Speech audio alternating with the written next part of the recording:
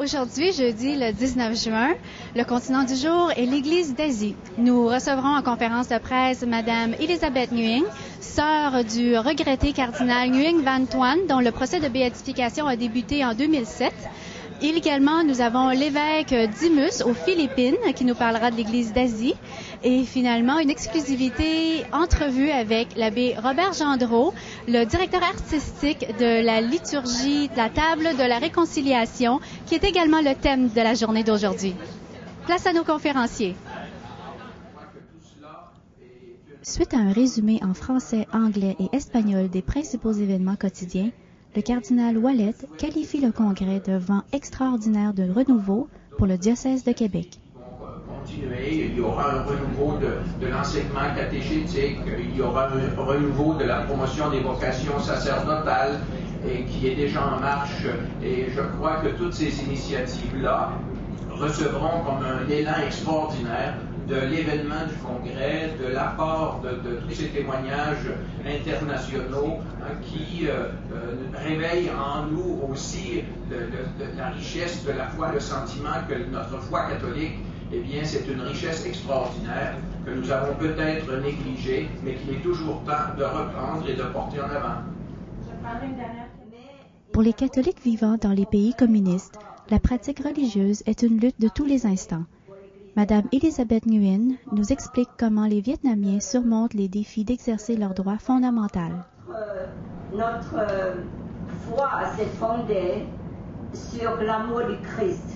Donc, même dans les moments difficiles, l'Église vietnamienne toujours encourage tous les fidèles à vraiment pratiquer cet amour du Christ, à pardonner à nos ennemis, à aimer le voisin. Et c'est comme ça que l'Église va grandir. En entrevue exclusive avec ECDQ, elle nous révèle les progrès accomplis à ce jour dans le procès de béatification de son frère, le cardinal Van Thuan.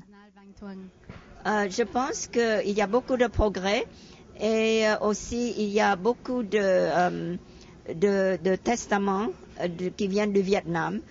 Il y a apparemment des guérisons. Alors, mais tout ça, vraiment, c'est le travail du bon Dieu. Alors, dans un langage affable qui a conquis les foules lors de sa catéchèse du matin, l'évêque philippin rappelle que lorsque l'Église se prononce sur les grands sujets moraux de notre temps, à l'exemple du Christ, elle est prête et accepte de faire face au jugement et à l'incompréhension. Jesus did not mingle with sinners just for the sake of being with sinners and enjoying it. He was with them for a mission, to give life, to offer reconciliation, the hope of new life. And the church also immerses itself among the poor and the sinners, not in order to tolerate sin, but to call to conversion and to offer new life. Directeur du chemin de croix de la JMJ de Toronto et coordonnateur de la liturgie dramatisée de la réconciliation à Québec, M. l'abbé Robert Gendreau parle de l'impact du Congrès qu'il qualifie d'historique. Un peu le même impact, je dirais, toute mesure gardée, qu'a eu la Journée mondiale de la jeunesse sur les jeunes. Avant l'initiative de Jean-Paul II et des Journées mondiales de la jeunesse, je vous assure, comme pasteur, on parlait des jeunes, la pastorale des jeunes, mais on ne les voyait pas. On en avait un ou deux, pas longtemps.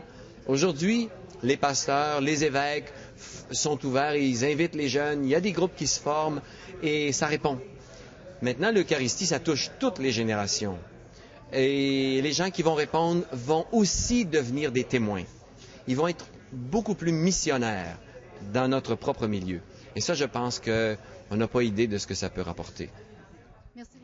La table est donc mise pour faire de ce congrès eucharistique international un succès populaire et spirituel. Nous nous retrouvons à une autre conférence de presse. Ici Twinvo pour ECDQ TV à Québec.